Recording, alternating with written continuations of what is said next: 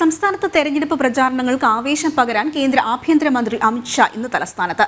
നാളെ നെയ്യാറ്റിൻകരയിൽ റോഡ് ഷോയിൽ പങ്കെടുക്കും. തിരുവനന്തപുരത്തെ NDA സ്ഥാനാർത്ഥിയും കേന്ദ്രമന്ത്രിയുമായ രാജീവ് ചന്ദ്രശേഖറിന്റെ തെരഞ്ഞെടുപ്പ് പ്രചാരണങ്ങൾക്കാണ് ഇന്ന് വൈകിട്ടോടെ അമിത്ഷാ തലസ്ഥാനത്തെത്തുന്നത്.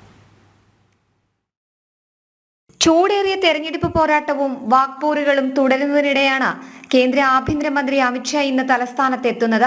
വൈകിട്ടോടെ തിരുവനന്തപുരത്തെത്തുന്ന അമിത്ഷാ നാളെ രാവിലെ നെയ്യാറ്റിൻകരയിൽ നടക്കുന്ന റോഡ് ഷോയിൽ പങ്കെടുക്കും. കേന്ദ്രമന്ത്രിയും തിരുവനന്തപുരത്തെ NDA സ്ഥാനാർത്ഥിയുമായ രാജീവ് ചന്ദ്രശേഖറിന്റെ തെരഞ്ഞെടുപ്പ് പ്രചരണങ്ങൾക്കാണ് അമിത്ഷാ തലസ്ഥാനത്തെത്തുന്നത്. മുൻ വർഷങ്ങളെ അപേക്ഷിച്ച് വോട്ടിംഗ് ശതമാനം ഉയർത്താൻ കഴിഞ്ഞ ആത്മവിശ്വാസവും NDA ക്യാമ്പുകൾക്കുണ്ട്.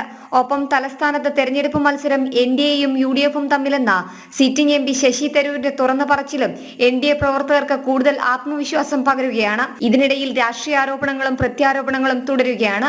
വികസനം മാത്രം ലക്ഷ്യമാക്കിയുള്ള NDA ക്യാമ്പുകളുടെ പ്രവർത്തനവും പ്രചാരണവും UDF ക്യാമ്പുകളെ വലിയ രീതിയിൽ പ്രതിരോധത്തിലാക്കുന്നുണ്ട്.